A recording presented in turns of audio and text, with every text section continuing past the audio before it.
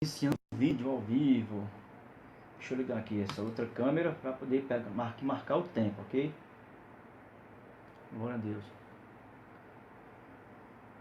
Boa noite, meus irmãos, graça e paz, né?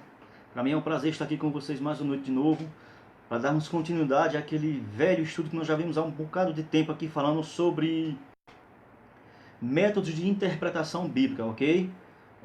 Como sempre, eu quero aqui sempre mostrar aqui a vocês, né? Esses recursos eu já cansei de explicar, mas eu tenho que estar o tempo todo explicando, porque sempre, às vezes, tem pessoas novas que estão aqui assistindo, ok? E não está por dentro dos recursos que eu utilizo, e às vezes fica como um segue em tiroteio, ok? Então, eu vou estar sempre aqui explicando, né? Porque eu estou fazendo isso aqui, ok? Essa aqui, ó, essa é a câmera que eu estou usando, certo? É a câmera do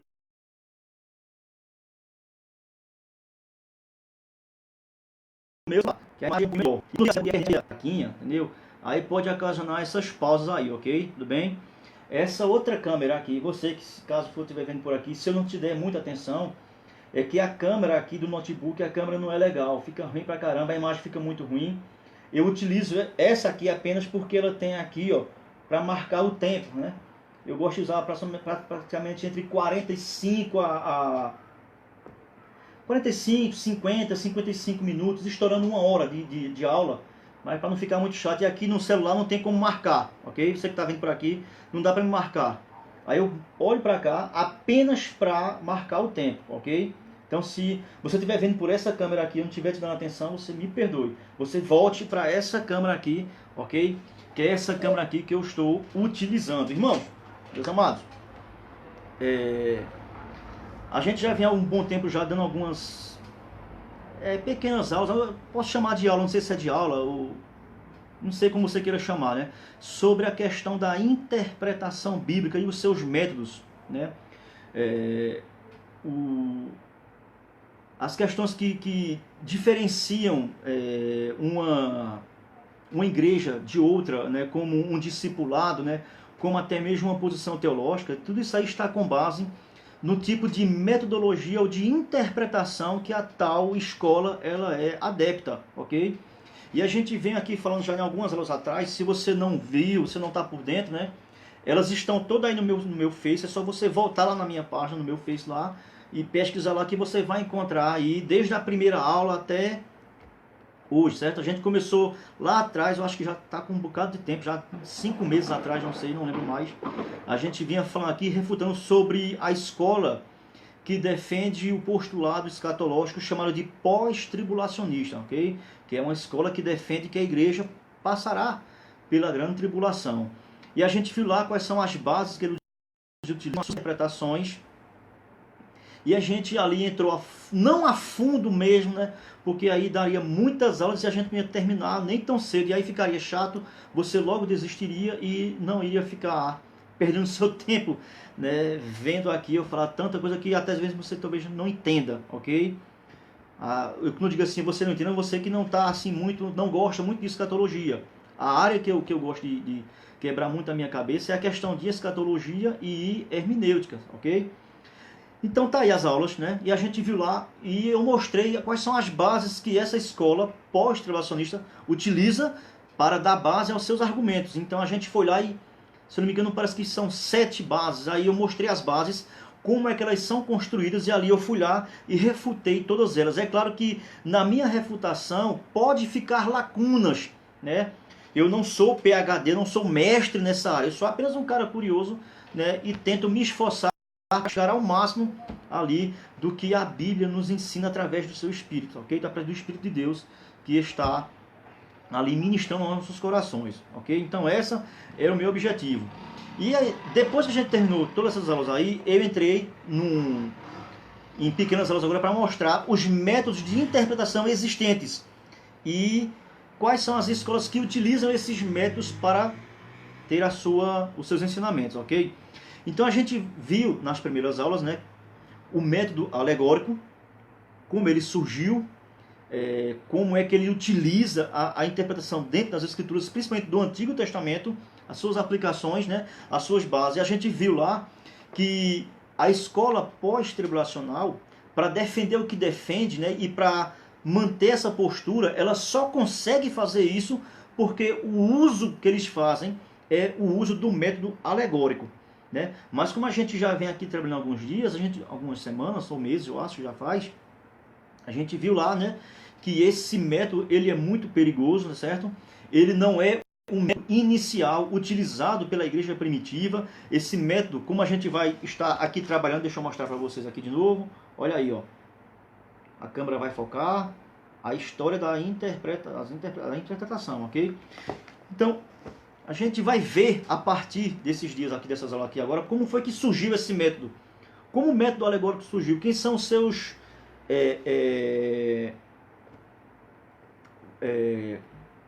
que usam esse método? Quem são os seus proponentes? Quem são os seus defensores? Né? Por que eles usam esse método? Né? Aí tem várias explicações, vários argumentos. E é isso que a gente vai ver a partir aqui, ok? Então, para você que não assistiu, ó, ela de vez em quando está dando umas pausas. Nessa câmera aqui ela não está parando, que estou aqui observando, ok? Aqui eu acho que deve ser por causa do celular, ok? Aí fica parando, mas eu não posso fazer nada. É os recursos que eu tenho aqui, ok? Então é o seguinte, devido ao tipo de método que você vai utilizar, né? Você pode, através de um mau uso dele ou de uma má interpretação do próprio uso, você pode trazer ervas daninhas para o seio da igreja. E é justamente devido ao uso inapropriado ou a um uso errado, né, uma aplicação errada, é devido a essa questão aí que surgem muitas heresias, surgem novas denominações, novas interpretações, novas supostas revelações, ok? Isso aí é uma coisa que tem perturbado a Igreja de Cristo. Quando eu falo aqui a Igreja de Cristo, eu me refiro à igreja composta dos verdadeiros cristãos, ok? A Igreja de Cristo ela não tem placa denominacional. Como está escrito lá em 2 Timóteo, ele chama de a Igreja Universal, mas não é a universal do Reino de Deus não, desse câmara daí não. No sentido de que ela está no mundo inteiro, ok? É isso que Paulo ali quer dizer com a palavra ali universal, certo? Então, devido ao erro, ao uso errado do método, traz problemas. Aí muitas pessoas que são doutrinadas nessas perspectivas, elas começam a, depois quando descobrem que realmente não era aquilo que realmente era, aí começa a se decepcionar e aí começa a cada dia mais aumentar o número de pessoas decepcionadas, pessoas que foram maltratadas, pessoas que são desprezadas, pessoas que não têm, vamos assim dizer assim, tô aqui procurando palavras para ficar bonito, mas eu não sou de palavras tão bonitas, ok? Que são esquecidas, são deixadas de lado. Tem a questão da acepção de pessoas. E isso tem acontecido muito nos dias de hoje, ok? E isso também leva, né, devido ao quê? A um erro de interpretação ou a usar um método que não é um método, não é questão de 100% fiel, mas é um método que vai deixar você em um terreno bem escorregadio, sem firmeza. Então, devido a esses erros aqui, eu quero aqui mostrar um material que eu tenho aqui. Isso aqui é apenas uma pequena parcela, ok? Mas isso aqui é bom. Se você puder sempre adquirir esses materiais aqui, vai ser de grande importância para você. Por exemplo, esse livro aqui é um livro muito interessante. Olha qual é o tema, o título desse livro aqui, ó, Os 100 Igrejas. Esse livro aqui é um livro muito interessante, certo? Ele vai falar aqui, né, sobre pessoas. Na verdade, aqui tem vários livros, tem 1, 2, 3, 4, 5, 6, 7, 8 livros, certo?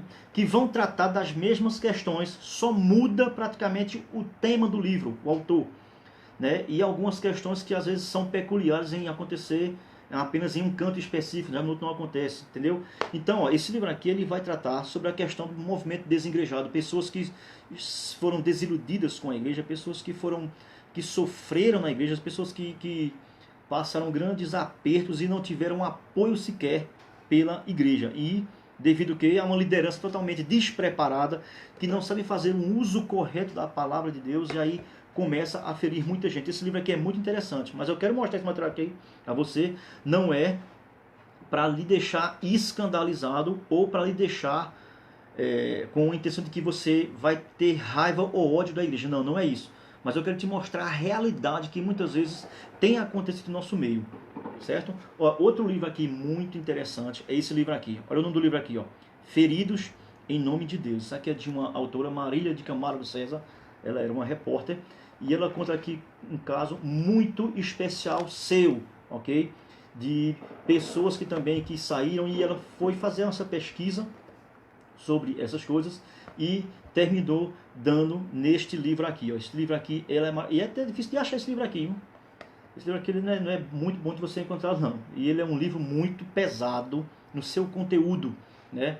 Eu até recomendo você que não está ainda firmado, que não tem suas convicções já bem alicerçadas no Evangelho, é até perigoso você ler esse livro aqui. Esse livro aqui é um livro espetacular. É um livro de um camarada que eu aprecio muito. Apesar de, na questão de escatologia, eu não concordar com ele, mas apesar de eu tirar o chapéu para esse camarada aqui, é um grande homem de Deus, um que tem feito um trabalho maravilhoso, né, na igreja brasileira, e eu creio que na igreja também exterior, para onde ele tem ido, ele tem levado, né, com muita alegria e com muita perseverança e com muita eloquência e sabedoria a palavra de Deus.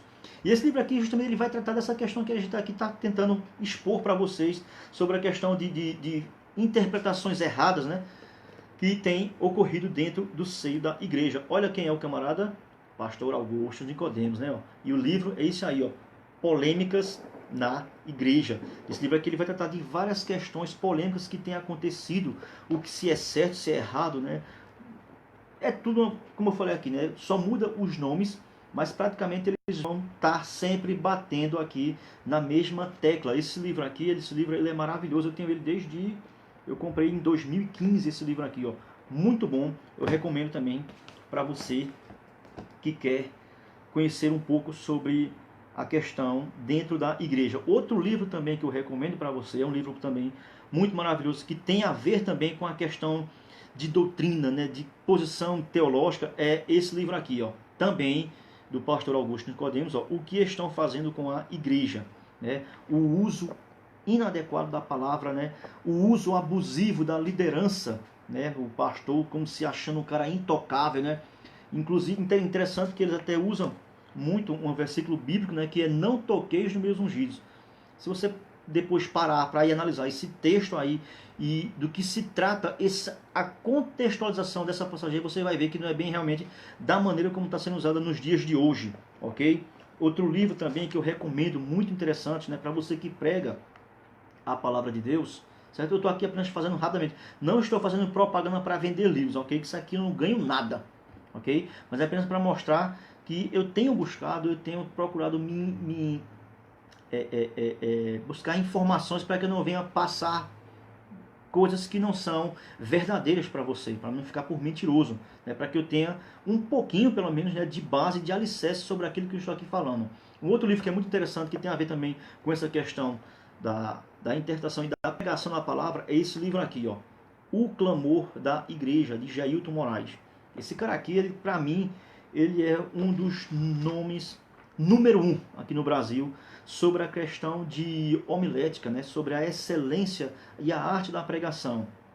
O livro aqui, O Clamor da Igreja, Em Busca de Excelência no Púlpito, esse livro aqui ele é muito interessante, ele vai ajudar você bastante a buscar conteúdo, a você ter mais base concreta naquilo que você está falando, seus argumentos serem os argumentos bíblicos para você, ou eu mesmo também, né, não estar falando tanta bobagem quando pego um texto bíblico para fazer uma exposição, para trazer uma exortação, para trazer uma advertência, para trazer uma consolação para a própria igreja. Eu recomendo você adquirir esse livro aqui, ó, O Clamor da Igreja. Okay? Outro livro, tem aqui apenas mais 3. Esse livro aqui eu acho ele maravilhoso, certo? Ó, Pregando e Ensinando a partir do Antigo Testamento, né? E daqui ele vai ensinar você a fazer uma leitura mais bem contextualizada do Antigo Testamento e como você vai tirar aplicações e princípios para os dias de hoje. Ou seja, nós estamos aqui falando de você ler um livro do Antigo Testamento, né, que retrata do que? De 4.000 anos atrás, né? Cultura totalmente que não existe mais, né? Um povo que totalmente modernizado para os dias de hoje, mas que tem princípios naquela época lá que ainda servem de princípio para a gente fazer a aplicação nos dias de hoje, ok? Então aqui ele vai ensinar algumas passagens, por exemplo, que são passagens que muitas pessoas leem no Antigo Testamento, né? E que se refere, por exemplo, a uma advertência específica e direta para Israel, e as pessoas querem tirar Israel ali e colocar a igreja ali no lugar dela, né? Por exemplo, uma passagem que é utilizado de muitas vezes e de uma forma totalmente errada na sua interpretação, se encontra no livro, por exemplo, no livro de Ageu. Essa passagem ela é usada o tempo todo, né? Muita gente usa e não sabe nem o contexto ao qual aquela passagem ela foi empregada, por que o autor falou daquelas maneiras e quais são os sentidos realmente verdadeiros daquelas palavras que está inserida naquele contexto. Você quer ouvir o versículo? Está lá em Ageu, no capítulo 2 de Ageu, né? A glória da segunda casa. Inclusive eu vi esse versículo antes sendo, né, proferido por uma pastora na igreja lá. E ela citou esse versículo, ok? Eu não estou aqui fazendo uma crítica a ela, não é isso. Meu objetivo não é isso, não é denegrir se ela disse errado ou se ela disse certo, né? Mas não é só ela, mas são todos que pegam esse versículo e usam de maneira totalmente equivocada e errada. Talvez seja até mesmo por inocência, mas muitas vezes é por negligência, por não buscar a contextualização da qual aquele versículo foi inserido. Já falei aqui, o versículo é esse, né? A glória da segunda casa será maior do que a primeira.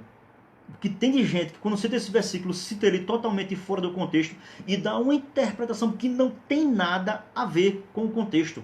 A aplicação não tem nada a ver com os dias de hoje. Esse livro aqui, olha só, deixa a câmera focar, pregando e ensinando a partir do Antigo Testamento. Ele vai te ensinar bastante sobre você pegar uma passagem do Antigo Testamento e saber fazer uma aplicação para os dias de hoje, ok? Eu não vou aqui explicar essa passagem de Ageu porque a aula hoje, o foco não é esse, né? Eu estou aqui apenas mostrando alguns livros que podem ajudar a você ter mais esclarecimento e melhorar sobre as interpretações que eu costumo fazer da Bíblia, para que a gente não possa fugir do contexto bíblico verdadeiro e a gente faça o maior sarapatel com as escrituras, ok? Outro livro muito interessante, eu recomendo, é esse livro aqui, ó. Mais erros que os pregadores devem evitar. Esse livro aqui, cara, ele é fantástico. Ele é fantástico. Na verdade, esse livro aqui, ele é o número 2, ok? Ele é o número 2. O primeiro livro, ele é Erros que os pregadores devem evitar. Erros que os pregadores devem evitar. Esse aqui é Mais Erros, então é o volume 2, ok? Ele vai ajudar você aqui a ter uma interpretação mais clara, inclusive como essa que eu falei aqui, né, de Ageu, onde pessoas, né, fazem um erro, fazem um uso errado desse versículo, né, e querem empregar hoje na questão da igreja. Só para resumir, certo? Vou mostrar aqui mais uma vez para você que gosta de ler, né, e que quer se aperfeiçoar, quer se atualizar, quer ter mais base nos seus argumentos, adquira esses livros que você vai ter um grande arsenal de ferramentas que vai te ajudar, ok? Mais erros que os pregadores devem evitar. E o último livro que eu quero mostrar para vocês é História. Esse livro aqui, ó, Redescobrindo os Pais da Igreja. Esse livro aqui, ele é muito interessante. Eu aqui já li aqui uma parte dele que fala sobre Orígenes e os métodos e as interpretações e comentários que principalmente Orígenes fazia. E essa lição aqui de hoje, eu não vou tocar no assunto de Orígenes, ok? Apesar que Orígenes ele vai ser aqui vai ser não, a gente vai falar um pouco muito sobre Orígenes, né, sobre o método que ele utilizava. Ele como um dos pais da igreja, né, ele foi um dos principais, né, que deu o pontapé para utilizar o método alegórico. Eu não vou tocar aqui no assunto dele hoje, ok? Mas esse livro aqui ele é muito interessante. Aqui ele vai falar aqui, ó, sobre a utilização dos pais da igreja, por exemplo, como é que eles utilizavam a interpretação, como eles utilizavam o Antigo Testamento, como é que eles interpretavam, como eram as suas aplicações, ok? Aqui, ó, tem o texto aqui, um tema desse livro aqui, é aqui, ó, Interpretando as Escrituras, a exegese de Orígenes, ok? Então aqui ele vai falar uma coisa muito interessante, que é sobre história. Então, para você ficar por dentro, né, o bom também não é apenas só livro de interpretação, mas você ter um bastante arsenal sobre a questão da história, ok? Então, isso aqui foi apenas alguns livros que eu acho essencial, é fundamental você ter para que você possa ficar por dentro do assunto, ok? Então vamos começar a partir de agora, falando um pouquinho aqui, eita, eu bati aqui na câmera, gente, sobre a história, certo? A gente viu aqui nas aulas passadas, falamos um pouquinho sobre... na verdade, eu dei um pequeno panorama e é o que eu vou fazer aqui hoje, porque esse assunto ele é muito extenso, ele é muito grande, ok? E às vezes vai se tornar chato se você ficar o tempo daí ouvindo aqui só eu falando coisa que você não sabe nem o que é, ok? Na verdade, ó, história de interpretação, para você ficar por dentro disso aqui bem mais aprofundado, né? Eu recomendo que você vá no YouTube, né? E digite lá, a verdadeira interpretação. É uma aula com o pastor Augusto Nicodemos, né? E é onde ele vai trazer historicamente, tintim por tintim, detalhe por detalhe, né? Sobre o surgimento desses métodos e dessas escolas, tanto a alegórica quanto a histórico-gramatical ou a literal. Então esse vídeo, né? Eu vou repetir o nome. É a verdadeira interpretação. Se você assistir esse vídeo, ok, você vai ficar muito mais por dentro, né? E vai só encaixar com algumas coisas que eu vou falar aqui, ó, e você vai ficar bem mais por dentro desse assunto, ok? E aí vai começar a realmente a tirar suas próprias conclusões e ver quem realmente está, qual dos dois métodos vai lhe trazer maior benefício e chegar mais próximo à verdade bíblica, ok? A gente vai começar aqui fazendo o seguinte, ó. Esse capítulo aqui ele tem bastante coisa, não vai dar para a gente falar aqui tudo hoje, então eu vou dividir, certo, aqui esses capítulos e os tópicos e subtópicos por semana, entendeu? Então hoje a gente vai apenas ver aqui como foi que surgiu. Então, como o assunto é a história da interpretação, então como foi que surgiu toda essa parafernália aí de interpretação e uso, como foi que surgiu tudo isso aí?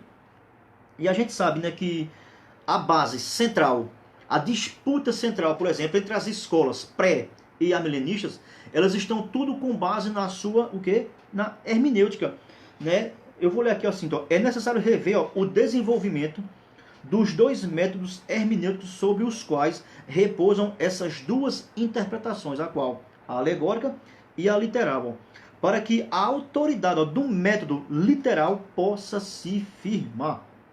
Então, o requisito que ele nos dá aqui é a gente fazer o quê? Um desenvolvimento, voltar na história, desenvolver como foi que surgiu isso aí, ok?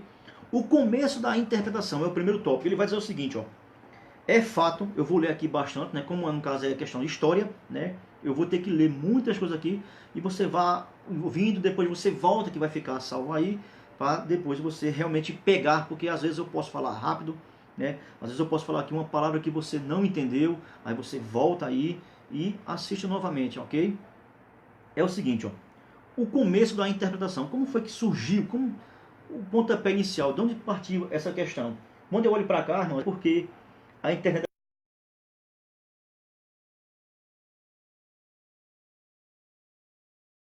aqui do celular fica pausando, ok? Aí às vezes parece que fica cortado as palavras que eu falo e parece deixar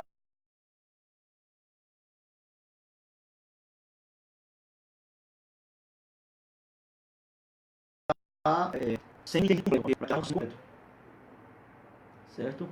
A internet não tá boa, tá aqui dando um chilarão, fica difícil, fica ruim, ok?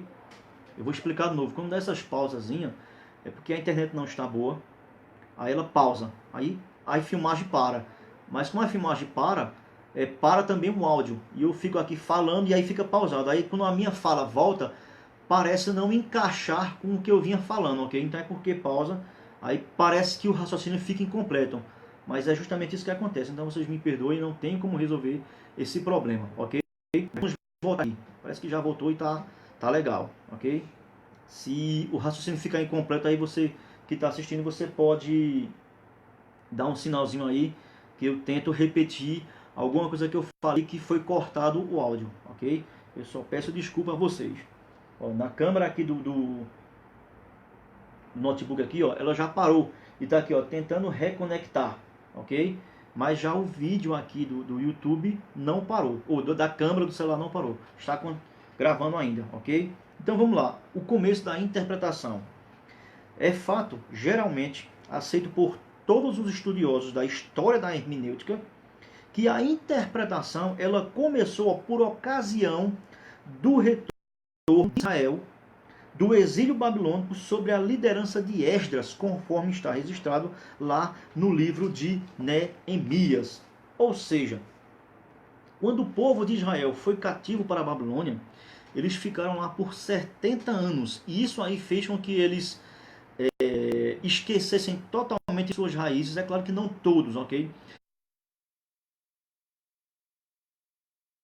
Mas houve aí um grande reviravolta na questão cultural, na questão religiosa, na questão ética, na questão política. Eles estavam totalmente distantes de seu país. Eles achavam que estavam também totalmente distantes de Deus, né? Eles estavam totalmente em uma cultura que era contra todos os princípios a qual eles aprenderam com relação à lei de Moisés. Então, eles estavam totalmente desprovidos da sua lei mosaica, ok? E também começaram a ficar também desprovidos da sua língua original, a língua hebraica. Eles começaram a perder o contato com a língua hebraica e aí eles não conseguiam mais ler as escrituras na sua língua nativa, ok? E aí eles, em contato com o povo, eu estou aqui fazendo um pequeno panorama, mas é muito mais do que isso, ok? Eu estou até já adiantando que é para você não fazer um comentário dizendo que eu esqueci isso, não. Não vou dizer tudo, gente. Não, aí vai ficar gigantesco demais, ok? Vai ficar gigantesco. Eu estou aqui encerrando aqui o vídeo na câmera do notebook, ok? E vou botar para gravar de novo para que fique melhor, ok? Eu não sei quanto tempo aqui já vai de novo, eu vou ter que dar um início aqui de novo, né? Para você que vem aí acompanhando, se você puder me ajudar e digitar aí quanto tempo de filmar já vai, eu vou ser grato a você, ok? Porque eu apago aqui porque ela parou, ok, irmãos? Mas vamos lá, como eu estava aqui dizendo, então eles perderam todo esse seu contato e aprenderam um dialeto, né? Tem gente que diz que é uma língua, mas na verdade não é uma língua, é um dialeto, o aramaico, né? E aí eles não conseguiram mais ter contato com a sua língua materna original. E na volta para a sua terra natal, após os 70 anos, né, sob a direção ali de Esdras, eles tiveram de novo contato, mas eles tiveram muitas deficiências com a sua interpretação, porque eles não tinham mais aquele hábito, aquele contato com a língua original hebraica, ok? Então aí foi justamente onde entra aqui essa questão polêmica, né? Que isso aí também é um dos requisitos, né, que os alegoristas utilizam, né, para denegrir ou para dar valor negativo a um método literal. Ele aqui vai dizer o seguinte aqui, ó: tal interpretação se fez necessário, primeiramente, ó, por causa do longo período da história de Israel, aquilo que eu já antecipei, de Israel, em que a lei mosaica foi esquecida e negligenciada. A descoberta do livro da lei por Hilquias durante o reinado de Josias recolocou-a numa posição de destaque por breve período, apenas para ser novamente esquecida nos anos do exílio. Então fez-se necessário também, porque durante o exílio os judeus substituíram a língua nativa, o hebraico, pelo aramaico. Quando voltaram à sua terra, as escrituras haviam se tornado ininteligíveis para eles. Esdras teve de explicar ao povo as escrituras envolvidadas e indecifráveis. Dificilmente poderíamos pôr em dúvida o fato de que a interpretação de Esdras do que estava escrito fosse literal. O problema está nessa questão aqui agora, né? Esdras, a Bíblia diz que ele era um grande mestre nas escrituras, né? Um escriba muito versátil ali nas escrituras, né? E é justamente esse o problema às vezes que acontecia.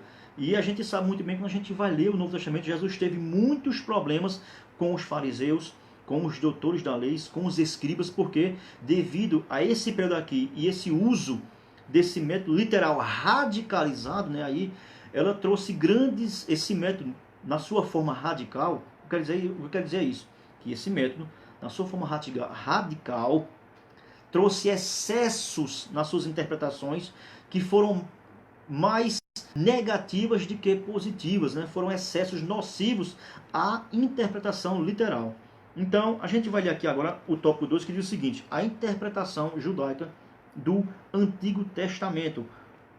Então, na época do Antigo Testamento ainda, a gente não chegou no Novo, qual era o método utilizado pelos povos daquela época, pelos mestres da lei? Como a gente já viu aqui de cara, a gente sabe que era um método literal, ok? Ele faz o seguinte, ó, tá aqui de novo, eu tô vendo que tá dando pausa aí, viu, gente? Se o vídeo ficar cortado no entendimento, poxa, não tem, eu não sei nem editar isso aí, vai assim bruto mesmo, ok? Vamos voltar aqui para o meu raciocínio. Essa mesma interpretação literal foi característica marcante da interpretação do Antigo Testamento, certo? Ao rejeitar o método estritamente literal de interpretação, Jerônimo foi um dos pais, né?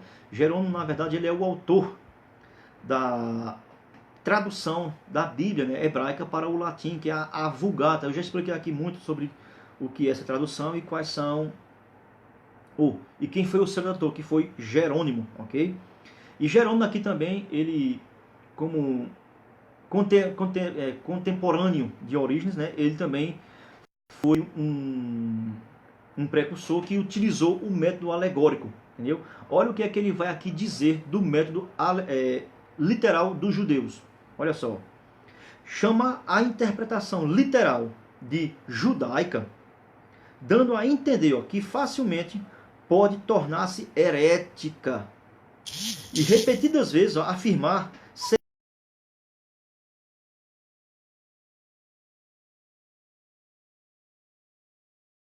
inferior a espiritual.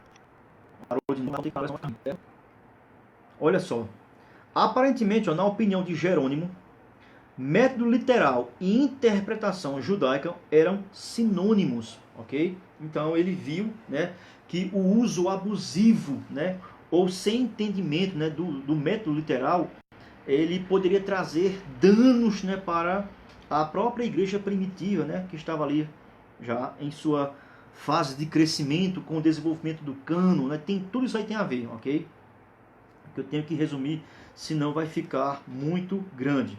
Ele vai dizer aqui o seguinte, ó, sobre essa questão do uso de interpretação no Antigo Testamento, como era que os rabinos, os escribas, fariseus, o uso de interpretação que eles davam ao Antigo Testamento antes do período do Novo Testamento. Ó. O rabinismo exerceu tamanho domínio sobre a nação judaica, dada a união das autoridades sacerdotal e real numa única linhagem. O método empregado pelo rabinismo dos escribas não era alegórico. Olha aqui a afirmação que ele está aqui dentro. Sabe? Não era alegórico. Mas um método literal. Que, ó, em seu literalismo, esvaziava a lei de todos os seus requisitos espirituais. Eles foram radicais demais no seu literalismo, a ponto de colocar suas interpretações como sendo a verdadeira interpretação, como revelação de Deus. E tempos futuros lá na frente, lá surgiu o Talmud, que é essa questão aqui que eu estou falando, ok? Olha só, ó. Embora levasse a conclusões falsas, olha só, o literalismo, viu? Parece aqui que eu estou dando vantagem para o método alegórico, né? E denegrindo o método literal, da qual eu sou um usuário dele. Mas você vai entender por que ele está aqui dizendo isso. Olha só, embora levasse esse literalismo do período judaico, que ele está se referindo, ele está dizendo o seguinte: embora levasse a conclusões falsas, isso não era culpa do método literal, mas da aplicação errada do método, pela exclusão de qualquer outra coisa que não fosse a letra nua do que estava escrito, ok? Era aquela rigidez, né? E uma coisa que Jesus condenou severamente aos fariseus, escribas e os mestres da lei. Aqui, ó. Brides, o nome desse cara aqui é Brides, é Charles A. Brides. Olha, ele resume essa questão dizendo o seguinte aqui, ó. Algumas das regras são excelentes e, tendo em vista a lógica prática da época, não podem ser questionadas. O defeito da exegese rabínica não estava tanto nas regras quanto em sua aplicação. Olha só, embora não seja difícil descobrir falácias tácitas naquelas, e embora não ofereçam proteção suficiente contra deslizes de argumento. Ou seja, então havia ali muitas falácias, coisas que eles exageravam na sua interpretação e que poderiam ali trazer ali, né, alguns deslizes, deixavam os argumentos sem uma base fixa para sustentar suas interpretações, com o uso inadequado ou a aplicação errada do método literal, certo? Então a gente pode concluir da seguinte maneira: mesmo com esses erros, com esses equívocos, né, com o uso exagerado, né, sem o discernimento, como eu e você hoje em dia temos contemporâneo. Por quê? Porque nós temos uma compreensão melhor. Sabe por quê? Simplesmente porque nós temos o Novo Testamento, uma coisa que eles não tinham. E o Novo Testamento trouxe à luz mais essas questões que estavam no Antigo Testamento. E Paulo explica muito bem isso. Paulo disse lá que aquilo que foi escrito foi para o nosso ensino, mas eles não tiveram um entendimento mais apurado no Antigo Testamento, como eu e você, porque eles não tinham em mão o Novo Testamento, que é uma explicação mais clara do Antigo Testamento. Devemos concluir então que, a despeito de todas as falácias do rabinismo judaico que os judeus seguiam, um método literal de interpretação. Resumindo, eles tinham um método literal, não era alegórico. Ok? Na época de Cristo, é o segundo tópico. Terceiro, na verdade. Terceiro tópico. O literalismo da época de Cristo. Então, na época de Cristo, como era que isso já estava desenvolvido? A carruagem já teve o seu pontapé inicial aqui em Esdras. Ok? Aí veio andando, passando por todo aquele período ali, como restauração do povo de Israel na sua terra, em meio a batalhas, a conquistas, a derrotas, período dos Macabeus. Aí vem antes dos Macabeus, né, vem um período ali da Pérsia, e vem a introdução disso, introdução daquilo, aí vem a Grécia. Aí com o surgimento da Grécia e a introdução da filosofia grega pagã, né, com base no platonismo, no dualismo de Platão, na questão de Aristóteles, né, isso aí já retorna para muito antes de Esdras, lá para o ano 500, 600 antes de Cristo, né, e aí vai juntando de Esdras, aqui no percurso, até chegar no período helenista, período interbíblico, onde houve ali um silêncio de Deus, certo? A revolta dos Macabeus, a restauração, aí começa ali a dinastia dos Asmoneus, onde vem ali a descendência de Herodes, e aí por aí vai, é muita coisa na história, até chegar no período de Cristo, onde a filosofia grego-romana já estava mesclada, né? E a filosofia estava em alta naquela época, e ela era uma das práticas muito utilizadas pelos aqueles filósofos que eram como papagaios ambulantes, né? Que viviam ali nas imediações ali da Palestina, ali na Ásia Menor, né? Tem aquela questão lá de Atos dos Apóstolos, né? No Areópago, onde Paulo chega, e aquele discurso lá onde todos discutiam lá sobre as boas novas, né? Daquela época, as novidades, com o assunto da ressurreição e a filosofia, que você tá ficando doido, cara. Então, tem todo esse contexto aí, é muita coisa, ok? Mas, voltando, na época de Cristo, qual era o método utilizado pelos apóstolos? Qual era a base central que eles utilizaram para colocar em prática as interpretações do Antigo Testamento, que era a Bíblia que eles utilizavam lá na época? Vamos lá. O literalismo entre os judeus. O método dominante de interpretação entre os judeus na época de Cristo certamente era o literal. Um camarada aqui chamado aqui, Orner, ele vai dizer o seguinte: é interessante o que esse cara fala. Olha, a interpretação alegórica das escrituras sagradas não pode ser historicamente provada como a que prevalecia entre os judeus a partir do cativeiro babilônico. Tampouco se pode provar que tenha sido comum entre os judeus na época de Cristo e de seus apóstolos. Ele vai dizer aqui mais, olha só. Embora o Sinédrio e os ouvintes de Jesus muitas vezes recorressem a um Antigo Testamento, jamais deram indício de adotar uma interpretação alegórica.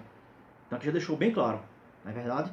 Deixou aqui bem claro. Sempre que a pauta era uma questão disciplinar, teológica, doutrinária, que era ali central para decidir algo na vida do povo lá, eles recorriam ao Antigo Testamento para ver ali aquela profecia de que se tratava aquilo ali, se tinha aplicação para aquele momento ali específico, e a interpretação que era utilizada por eles era a interpretação literal, não era alegórica. Isso aqui são palavras dele. Ele vai dizer o seguinte, ó. Nem mesmo Flávio Josefo, que foi um dos primeiros historiadores que tem lá a história dos hebreus, nem ele, viu? Olha só. Jamais, ó, recorre a ela. Ele não fez uso nenhuma. Os judeus, agora sim, vai entrar aquilo que eu falei aqui da filosofia, período que antecede ali, que antes do período do Novo Testamento. Okay, ó. Os judeus platônicos do Egito começaram, ó, no primeiro século, em imitação aos gregos, a imitar os gregos pagãos, a interpretar, ó, o Antigo Testamento alegoricamente. Isso aqui é uma coisa que eu já falei naquelas aulas passadas, né? A escola de Alexandria e a escola de Antioquia, que era a questão de Filo. Eu já adiantei, lembra que eu já falei sobre isso, mas o livro vai falar agora, vai começar a trabalhar mais claramente, tintim por tintim, para que você possa entender, ok? Para você que está entrando aqui agora, eu não estou dando muita atenção aqui, essa câmera, eu vou só repetir, certo? Porque a imagem dela aqui é ruim, eu a utilizo apenas para ver aqui o tempo da gravação. Ok? Eu tive que apagar porque deu um problema, eu apaguei e comecei de novo, mas já vai aqui em 13 minutos. Mas tem a primeira parte, eu não sei quanto tempo ficou a primeira parte, né? E aqui, continuando aqui com vocês, a explicação, porque tem gente aqui, eu tenho que falar, questão de ética, ok? Então vamos lá. Filo de Alexandria, ó, destacou-se entre os judeus que praticavam esse método. Então Filo não foi o primeiro, mas ele se destacou porque havia, né, aí, ó, essa euforia, esse uso, né, essa contemplação desse método, porque eles pareciam para eles naquela época trazer mais espiritualidade, deixar eles mais como se fossem assim, os verdadeiros donos da interpretação. E Filo foi um dos caras que se destacou. Por isso que eu recomendo, como eu não vou aprofundar aqui muito, eu recomendo que você entre no YouTube, digite lá na barra, né, a verdadeira interpretação, por Augusto Nicodemos. É um vídeo de 2 horas e 50, 2 horas e 40. Vai explicar muito mais aprofundado, historicamente, esse pequeno panorama que eu estou aqui apenas dando hoje, ok? Assiste lá. Olha só. Destacou, só, ele o defende, ó, como algo novo, tá vendo? Algo novo, ó, e até então desconhecido. Tá vendo? Olha que coisa interessante. Um próprio judeu dizendo, e Filo já é aqui no ano 200, 300 e pouco, já depois de Cristo, viu? Olha, um conceito novo e desconhecido, são palavras dele. Ó. E por essa razão, ó, contestado por outros judeus. Então já havia uma dupla aí, né, um antagonismo, entendeu? Entre um e outro. Ó. Para uns era prática, novidade, coisa boa, mas para outros aqui era contestado. Senão a gente não aceita, porque isso é coisa que não é usada pelos primeiros discípulos, nem pelos antigos do Antigo Testamento, ok? Ó. Jesus, ó, nunca esteve, portanto, numa situação em que fosse obrigado a adaptar-se a um costume dominante de interpretar alegoricamente as Escrituras. Ó. Tal método, Jesus nunca foi obrigado a usar, isso que ele quer dizer, certo? Ó. Tal método não era utilizado na época entre os judeus. Certamente não entre os judeus da Palestina, onde Jesus viveu e ensinou. Então deixa claro, ok? Deixa claro que esse método alegórico era um método que foi totalmente, como ele aqui mesmo falou, né? Muito apreciado aqui por Filo, que foi um dos historiadores, né? Que foi aluno, e um aluno notável que se destacou ali na escola de Alexandria, né? Mas, como aqui o relator fala, né? Esse método ele era contestado por outros judeus que não aceitavam. Porque qual era a base que eles não aceitavam? Porque a base inicial lá nas pregações de Jesus como a luz, né, que ilumina, que traz claridade, ele também nunca utilizou esse método como sua base primária, certo? De ensino. Agora eu vou ler uma coisa aqui que é muito interessante. Essa aqui vale a pena você prestar bastante atenção e notar, né? Eu vou falar aqui, ó, de um camarada chamado Shirley Jackson Casey. Olha que nome do cara. Meu inglês tá, hein? É Shirley Jackson Casey. Esse cara que eu vou ler aqui um artigo dele, certo? Esse cara aqui, ó, ele é um defensor ardoroso do método alegórico. Porém, olha o que é que esse cara vai falar com relação a esse método. O texto aqui é um pouco grande, mas vale a pena e eu vou praticamente encerrar com ele aqui a nossa pequena aula de hoje é apenas uma pontapé inicial de muitas coisas que está vindo pela frente, ok? Eu sei que o que eu falei até agora, existem lacunas que precisam ser preenchidas, mas isso aí com o tempo é que a gente vai, né, caso alguém se interesse, né, queira fazer alguma pergunta, a gente vai ali tapando, melhorando a argumentação, certo? Para que a gente possa chegar aqui a um entendimento mais claro, ok? Então aqui eu vou ler, repetir, o argumento de um cara que é defensor, esse cara defende com unhas e dentes o método alegórico, porém, ele reconhece falhas. E ele vai dizer o seguinte, escuta bem aí, ó. Desculpa. Ó. Sem dúvidas, os antigos profetas hebreus anunciaram o advento de um dia terrível do Senhor, em que a velha ordem de coisas passaria subitamente. Profetas posteriores predisseram um dia de restauração para os exilados, em que toda a natureza seria milagrosamente modificada e um reino davídico ideal seria estabelecido. Com certeza que ele está falando aqui, né, sobre passagens que falam da restauração geográfica literal do reino Israel messiânico a partir de um descendente de Davi. É claro aqui que a gente sabe que é Cristo. Ele está aqui se referindo ao milênio, certo? E aqui ele reconhece que os hebreus eles pronunciavam isso. Aqui a gente já pode aqui já fazer aqui abrir um parênteses, né, sobre a crítica, né, sobre uma crítica do método alegórico. Por exemplo, se tudo que está no Antigo Testamento em relação a essa questão aqui é para ser entendido de forma alegórica, teve várias advertências a Israel para que Israel não se submetesse a deuses falsos. Você vai concordar comigo, né? Jeremias foi muito enfático sobre isso aí. Isaías também foi muito enfático. Todos os profetas foram enfáticos. Israel não quis ouvir, né? E a punição era o quê? Cativeiro. Eles foram para o cativeiro, sim ou não? Sim. Então não tem como você duvidar. Então as palavras dos profetas, elas foram cumpridas literalmente sobre a vida de Israel. Israel realmente foi para o cativeiro. Se nós fôssemos interpretar alegoricamente, então a gente tem que chegar à conclusão que Israel nunca passou pelo cativeiro, era espiritual. Como é que a gente explica isso? Ok? Depois não, ao mesmo tempo, o próprio Jeremias, que disse que eles iam para o cativeiro, ele também deu várias advertências, né, de consolação e expectativa para o povo de Israel, que esse cativeiro iria passar e eles iriam retornar.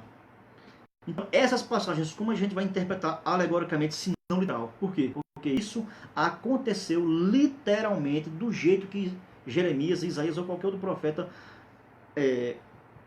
pré-exílio falou, ok? Então já deixa aqui já bem claro sobre essa questão. Já fica claro, já como um ponto positivo para o método literal, ok? Vamos continuar o que ele aqui está falando. Olha só, os visionários de épocas seguintes retrataram a vida de um reino divino verdadeiramente celestial, no qual os fiéis participariam das bênçãos milenares.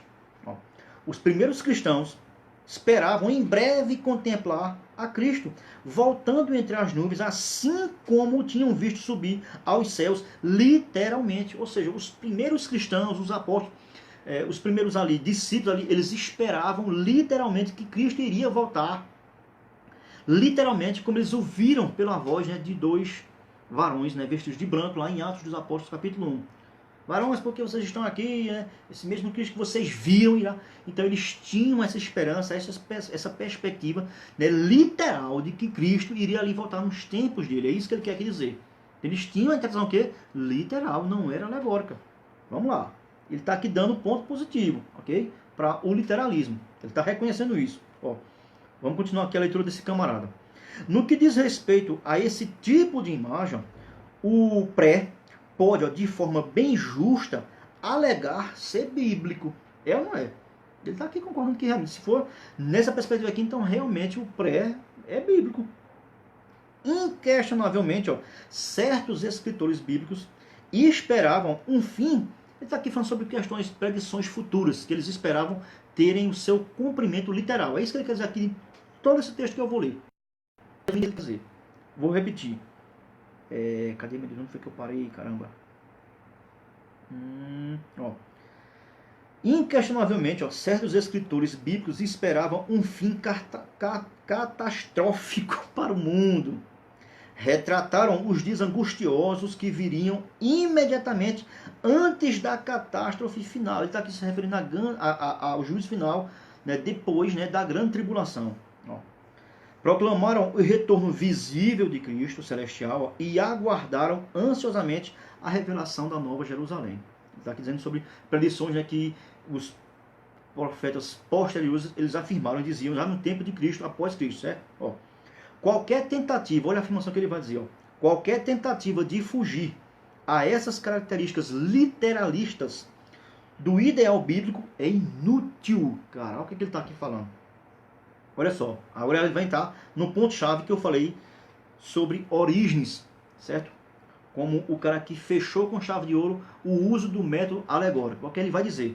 Ó, desde os dias de Orígenes, certos intérpretes das escrituras buscam refutar expectativas pré-milenistas, afirmando que mesmo as declarações mais dramáticas sobre a volta de Jesus deveriam ser entendidas figuradamente. Olha que coisa terrível que ele vai dizer aqui agora. Então, pode ver que começou a partir de quem? Então, a partir de onde eles começaram a deturpar o sentido primário das Escrituras. Eles chegaram a dizer que a volta de Cristo você tem que entender de maneira figurada. Então, quer dizer que não iriam ter? É isso que ele quer dizer? Olha como é perigoso.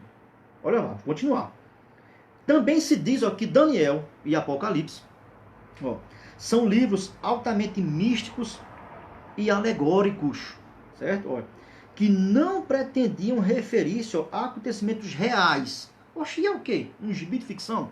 Olha só, quer passados, presentes, quer futuros. É isso que ele vai, olha, olha só. Mas, ó, possuíam um significado puramente espiritual. Como? Aí aqui vai fazer uma comparação com esse livro aqui, ó, O Paraíso Perdido, de Milton. Eu não conheço esse livro aqui. Né, ó. Agora eu conheço esse outro aqui, ele vai dizer, ó, ou O Peregrino, de John Bunyan. Ele faz aqui uma comparação, na interpretação desse uso aqui alegórico, que o estilo literário que é usado no livro de Daniel e de Apocalipse é tão simbólico, tão figurado, que ele chega a ser comparado com um livro de ficção qualquer secular. É isso que ele quer atribuir. A própria escritura sagrada, desvalorizando o que? Sua inspiração. Olha o perigo que é você se adaptar a esse tipo de interpretação da Bíblia, certo? Olha, ele vai continuar. Tais recursos são meras evasivas. Ele reconhece que se você utilizar desses recursos sobre esse tipo de material, esse tipo de livro, é como se você estivesse usando de evasivas. Ele vai dizer para quê? Ó? Cujo propósito é o quê? Ó? É tentar ó, harmonizar as escrituras às condições atuais, ao mesmo tempo que se despreza a vivida expectativa dos antigos. É desprezar toda a esperança e conceitos, né, literais que os próprios escritores antigos eles tinham na sua perspectiva. É desprezar. Ou seja, então não tem valor algum no seu literalismo. É isso que ele quer aqui dizer. E olha que ele é um adepto do alegorismo, né? Mas ele está indo contra. Não é interessante. Ele vai continuar. Ó. Os judeus afligidos ó, no período dos Macabeus, por exemplo. Ele vai aqui, começar agora a citar aqui alguns exemplos. Ó. Exigiam não um fim figurado às suas angústias, ó, mas um fim literal. E aí, como é que explica isso? Não é interessante? Olha só. Daniel ó, não lhes prometeu nada menos que o estabelecimento ó, literal de um novo regime celestial. E aí aquela pedra que quebra a estátua, ali é figurado, não vai acontecer? Será que é dessa maneira? Por ele ter usado aqui uma figura de linguagem? Ó, de maneira igualmente ó, realista, um escritor cristão primitivo, aqui vai usar Marcos. E aqui vai fazer uma comparação que eu achei tremenda. Ele vai dizer o seguinte, ó, um escritor cristão primitivo escreveu o seguinte, ó, vereis o Filho do Homem assentado à direita do Todo-Poderoso e vindo as nuvens do céu. Olha só o que foi que Marcos escreveu. Se Marcos tivesse a ideia que e o método alegórico hoje em dia tem como era que o próprio Marcos ia esperar o cumprimento aqui, ou como era que ele ia entender o que ele mesmo escreveu, à luz de tudo isso aqui que a gente vem aqui dizendo. Não é complicado? Ele vai dizer o seguinte, ó, ou ainda, dos que aqui se encontram, aqui é uma passagem de Marcos 9, 21 também, diz assim, ó, dos que aqui se encontram, alguns há que de maneira nenhuma passarão pela morte até que vejam ter chegado com poder o reino de Deus. Ó. Ele vai explicar. Olha o que ele vai dizer. Ó. Imagine ó, o choque de Marcos se lhe fosse dito que tais expectativas já haviam sido concretizadas nas aparições de Jesus depois da ressurreição. Já pensou? E Marcos foi um cara que escreveu aproximadamente, ele é considerado, o Evangelho de Marcos, ele é considerado um dos evangelhos mais antigos, como quase que um dos primeiros escritos. Ok? Como é que ele escreveu uma coisa dessa? Se ele já tivesse a compreensão de que realmente já foi concretizado. Então, como é que ele escreveu isso aqui de novo? Olha só. Ou nas experiências estáticas dos discípulos do dia de Pentecostes. Ou na salvação de crentes por ocasião de sua morte. E quem pode imaginar a sensação de Marcos, se lhe fosse dito de maneira bem moderna, que sua predição da volta de Cristo seria cumprida, por exemplo, na Reforma Luterana, na Revolução Francesa, no reavivamento wesleyano, na Segunda Guerra Mundial. Não fica complicado? Aí ele vai resumir dizendo o seguinte, esse cara, e ele é um defensor do método alegórico, mas ele reconhece o seguinte, suas palavras finais são essas aqui, ó. O pré-milenismo está plenamente justificado por protestar contra os oponentes que alegorizam ou espiritualizam passagens bíblicas pertinentes, conservando a fraseologia bíblica, mas pervertendo, é o que o método alegórico faz, pervertendo profundamente seu significado original. O texto aqui foi grande que eu li, não foi, mas é interessante. Não parece ser contradizer esse cara. O cara é um dos maiores defensores ardorosos do método alegórico, mas ele reconhece que em muitos, praticamente, eu vou ser aqui muito ousado, em 99% dos casos que se utiliza o método alegórico de interpretação, 99% dos casos, como ele aqui mesmo reafirma, é perverter profundamente o significado original. Ok? Então a gente aqui pode resumir dizendo o seguinte, ninguém sustentaria que o literalismo dos intérpretes judeus era idêntico à moderna interpretação histórico-gramatical de hoje, certo? Naquela época, o literalismo decadente esvaziava as escrituras, ok? De todo e qualquer significado.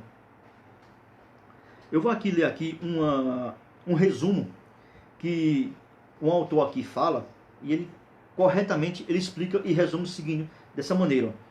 O resultado de um bom movimento começado por Esdras foi uma interpretação decadente e hiperliteralista. O problema esteve aí.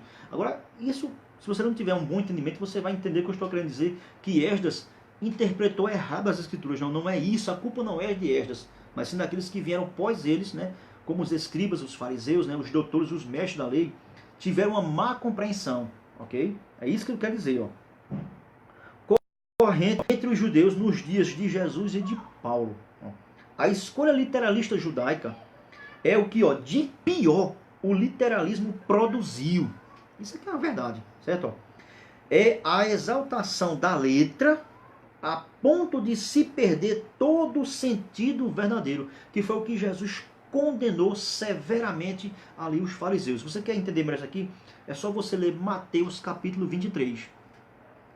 Eles perverteram, exageraram ali e colocaram cargas que eram impossíveis para as pessoas ali, né, carregarem. Por isso que Jesus diz assim, tá vendo que os fariseus estão ensinando? O que eles estão ensinando está correto. Entendeu? Vocês façam tudo o que eles estão mandando, agora não façam da maneira como eles fazem. Ou seja, eles interpretavam, o método estava correto, mas a aplicação estava errada. Por isso que Jesus condenou veemente ali a classe farisaica. É só você ler Mateus capítulo 23. Certo? Olha só. Ele continua aqui dizendo o seguinte, exagera de modo grosseiro o secundário e o fortuito desprezando o essencial ou dele se desviando. Foi o que aconteceu com a interpretação farisaica, né, rabínica, desprovida aqui de realmente uma essência ali na interpretação. Então, a gente vai resumir dizendo o seguinte: no entanto, não podemos negar, certo?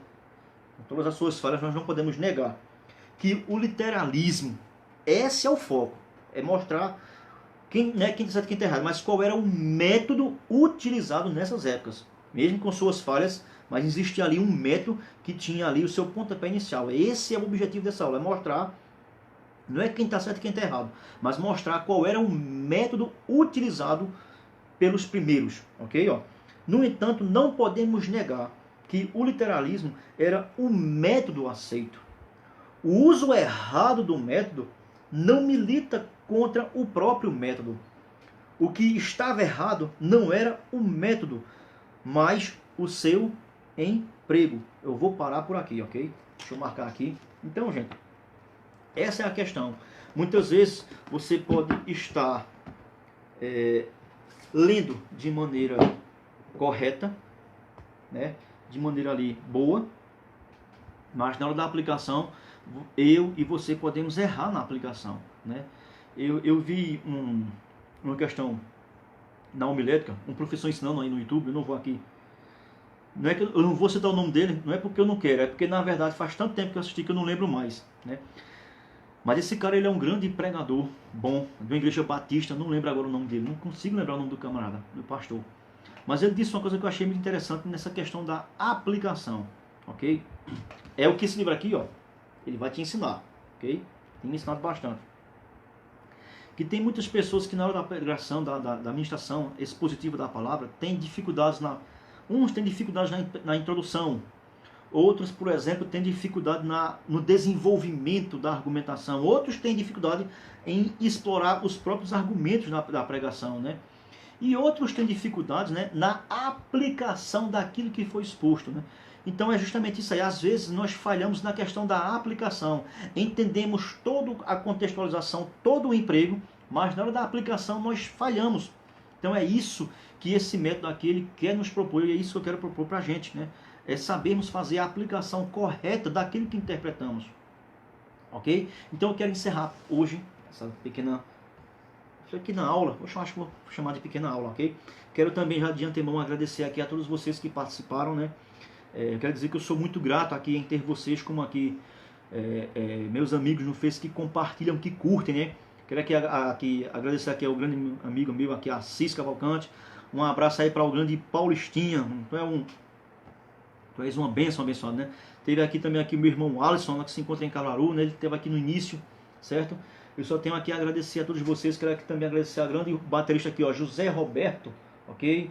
A irmã aqui Selma, né? O irmão aqui André, né? A irmã aqui Deia, a todos vocês que participaram, que estiveram aqui presente comigo. Eu sei que nessas argumentações, nessas pequenas lives que eu faço aqui, ficam lacunas, ok? Ficam lacunas que precisam ser preenchidas. Mas isso aí com o tempo, eu vou pesquisando, eu vou lendo, eu vou buscando. Muitas vezes eu vou ter que revoltar aqui e corrigir algumas falas que eu falei, porque eu sou sujeito a esses erros, ok? Mas eu sou grato, né, por ter vocês aqui compartilhando, né? Mesmo que seja um assunto que não é do teu interesse, porque eu vou deixar claro isso, irmão, amados. Não é do seu interesse, não. Isso não me interessa. Mas talvez, poxa, no teu Face aí tem alguém que se interessa por esse assunto. Não custa nada você, compartilha, cara. Compartilha no teu Face. Talvez aí esteja alguém que tenha interesse em querer aprender, saber um pouco mais, né, sobre a palavra de Deus. E você tem essa disponibilidade aqui. Eu tenho essa disponibilidade para transmitir para vocês, né? E às vezes você, por não gostar, não é do meu interesse, né? Mas, poxa, tem alguém do teu Face aí que tem interesse. Então compartilha essa pequena videoaula que talvez pode ser de utilidade para alguma pessoa no seu Facebook, ok? Então, eu só tenho aqui a agradecer, né? Que Deus possa abençoar cada um de vocês aí que tem aí, passa desse tempo aqui comigo, escutando aqui eu falar essas coisas, talvez você nem entenda, né?